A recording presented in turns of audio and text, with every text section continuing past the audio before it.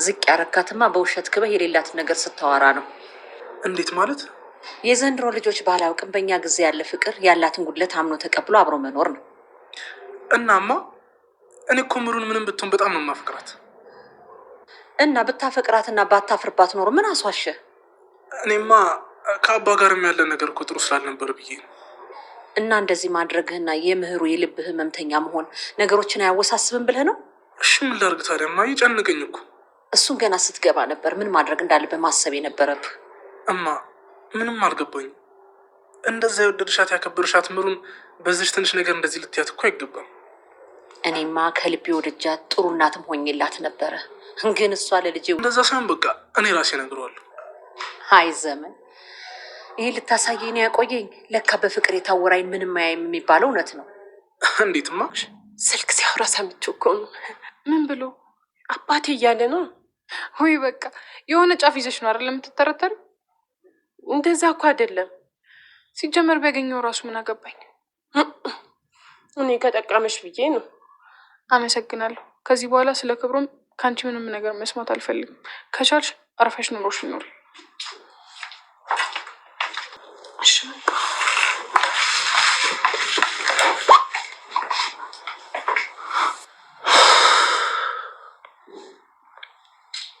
እንደ አምላኬ ምን አድርጌ ነው ሁለት በምወዳችሁ ሰዎች መካከል ያስቀመጥከኝ?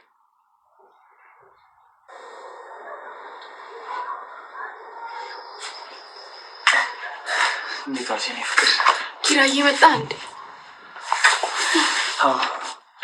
ብታይ በጣም ሞቆኛል። እስኪ ቲሸርት ስጪኝ ልቀይር። እሺ ወይ ካልሆነ ሻወር ሰዳ። በቃ ሻምጪልኝ ቲሸርት። እሺ እንዴ ኪራዬ ስጠብቅ ነበር እኮ መጣ እንዴ?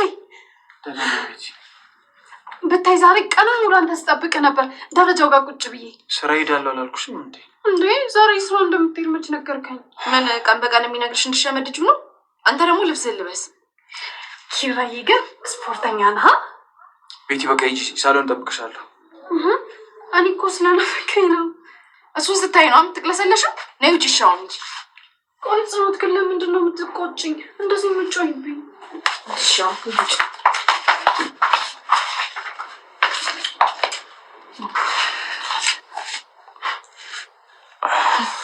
ቀኑ ሙሉ እኮ ስትቅለሰለስ ነው ያለችው። አንተ ስታይ ደግሞ ተነሳባት።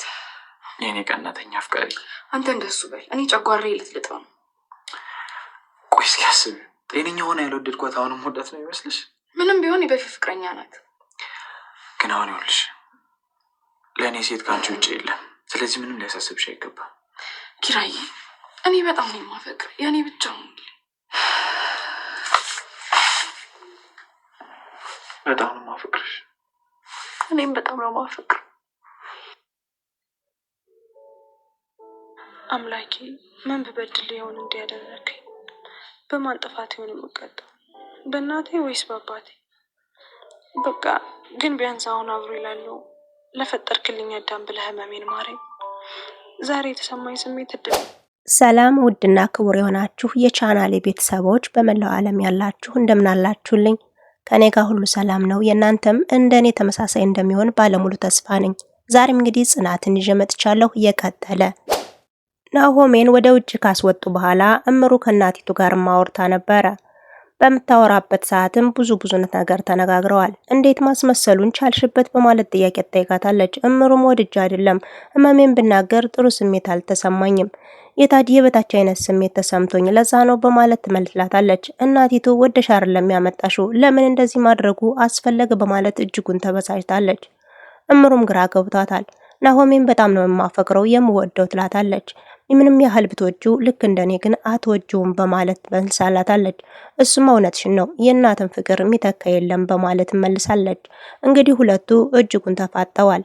የምሩ መታመሟን መናገር እናቲቱ አምና መቀበል አልቻለችም። ብቻ ናሆሜን የምትወጂው ከሆነ አንድ ነገር እንስማማ ብላታለች። ናሆሜን ስለምወደውና ስለማፈቅረው ምንም ብትይኝ እቀበላለሁ፣ ሁሉም ነገር እስማማለሁ በማለት መልስ ሰጣለች። እናቲቱም ታዲያ ይሄንም ትወጂው ከሆነ ይሄን አንድ ነገር አድርጊ እርግጠኛ ከሆንሽ በማለት ትላታለች። እንግዲህ ናሆሜን ምንም ነገር ለማድረግ ዝግጁ ነኝ ስትላትም እንግዲያውስ ልጅ ለመውለድ ፍቃደኛ ሁኝና ድል አድርጌ ልዳርሽ በማለት ፍጥጥ ያለ ጥያቄ አምጣለች። እምሩም በሆነው ነገር ተበሳጭታ ግን በማለት ሐሳብ ሰጥም ምንም ግን አያስፈልገውም አስቢበት በማለት ወጣለች። ልሸኝሽ ምሳቢ ብትላትም ያበላችሁኝ እኮ ጠገብሁ እኮ በማለት መልሳለች። ልሸኝሽ ስትላትም አልፈልግም ከማያዳርሰኝ ሰው ጋር መሄድ አልፈልግም በማለትም ሐሳብ ሰጣለች። እምሩ ደነገጠች። እምሩም ሶፋ ላይ ከተቀመጠች በኋላ ፈጣሪ ምን አድርጌ ነው እንደዚህ የምቀጣው? ምን በድዬ ነው? ምን አድርጌ ነው? እያለች በልቅሶ አጧጥፈዋለች። ክብሮና ሰኒ ወደ ነኪራ ቤት አምርተው ነበር።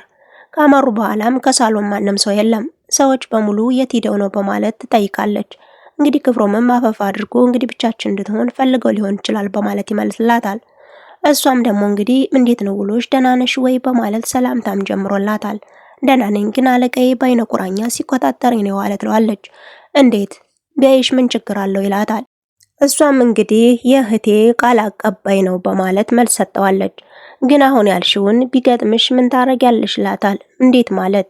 እንዴትማ እሷ እኔ ጋር ፍቅር እንደጀመርሽ ብታቅ ወደ ሰው ሀገር ይዛሽ ብትሄድ ምን ትያለሽ?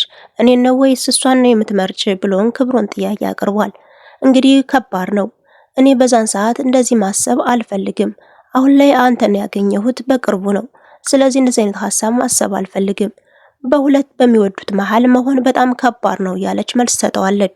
አይ ቢሆንም እቻ ዓለም ሙሉ አይደለችም፣ አንዱን መምረጥ አለብሽ ቢላትም አይ ጊዜው ሲደርስ እንነጋገርበታለን። አሁን ላይ ባለሁበት ደስታ ሌላ ነገር መጨመር አልፈልግም፣ ምንም ነገር ማለት አልፈልግም ትለዋለች።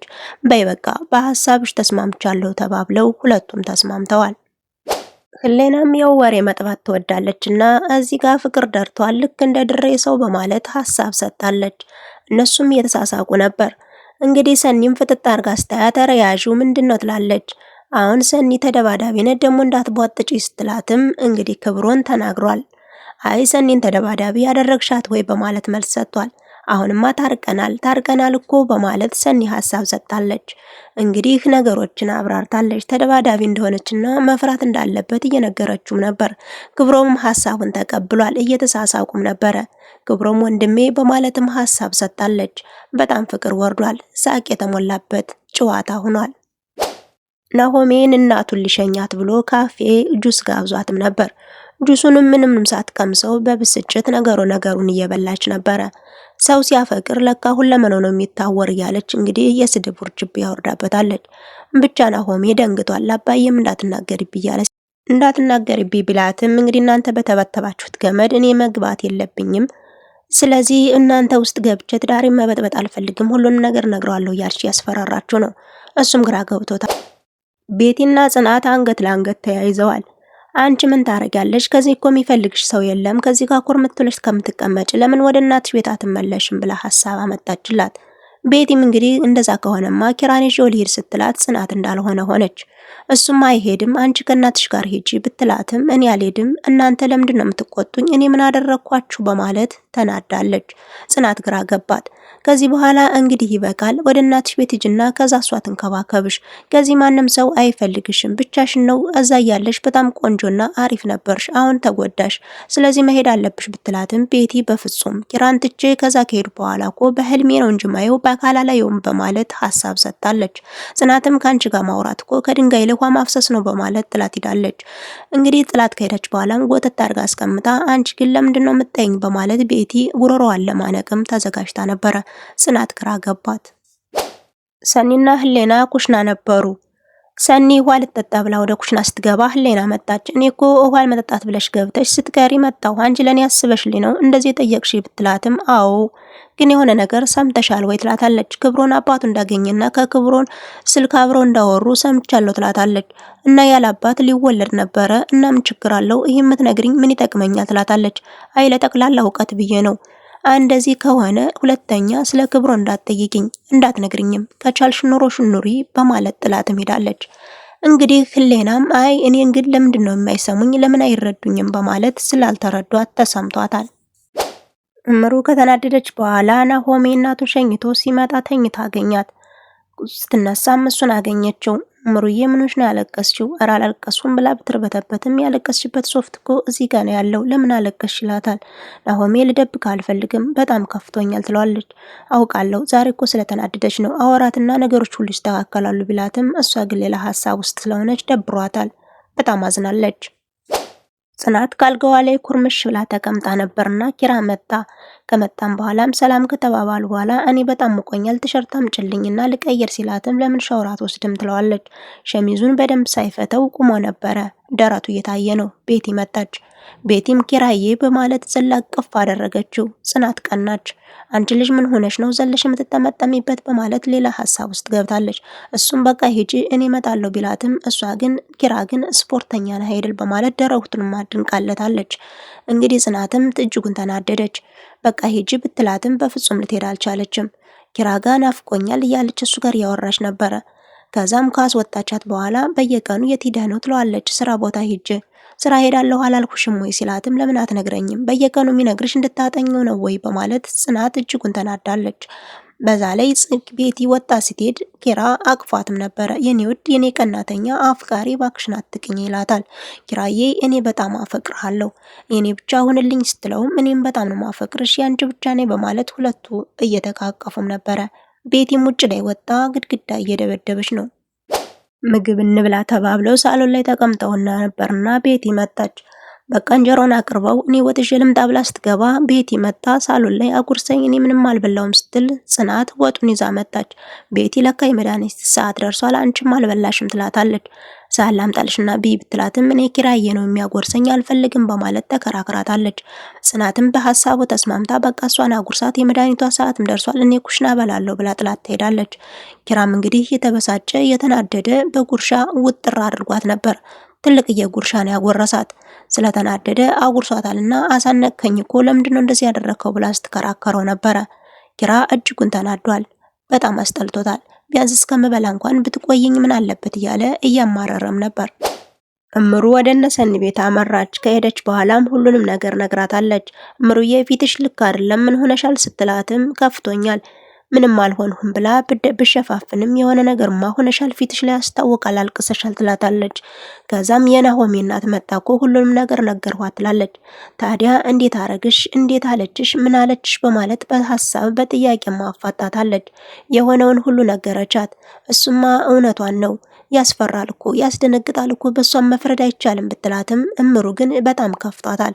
በጣም ከፍቶኛል አሁን እኔ ከዚህ መተኛት ብቸኝነት ነው የምፈልገው ማረፍ ነው የምፈልገው ትላታለች። በቃ እሺ ከዚህ ተኚ ግን መድኃኒትሽን ይዘሽ መጥተሻል ወይ ግን ናሆሜስ እንዴት ነው ብቻውን ትላታለች። በቃ እኔ ማረፍ ሰው ከሌለበት ቦታ ማረፍ ነው የምፈልገው ተይኝ ትላታለች። በቃ ተኚ መድኃኒትሽን ይዤልሽ ልምጣ በማለትም ትታት ወጣለች። እንግዲህ እምሩ ከዚህ ጋር ነው ችግር የተፈጠረው። ውሃ ጠማኝ ብላ ልትነሳ ስትል ፌንት ነክላ ወድቃለች። ጭንቀት ላይ ስለነበረች በሽታው ጥሏታል። ድራማው ከዚህ ጋር ተጠናቀቀ። የቀጠለውን ይዤላችሁ እስከምመጣ ድረስ እስከዛው ሰናይ ጊዜን ተመኘውላችሁ።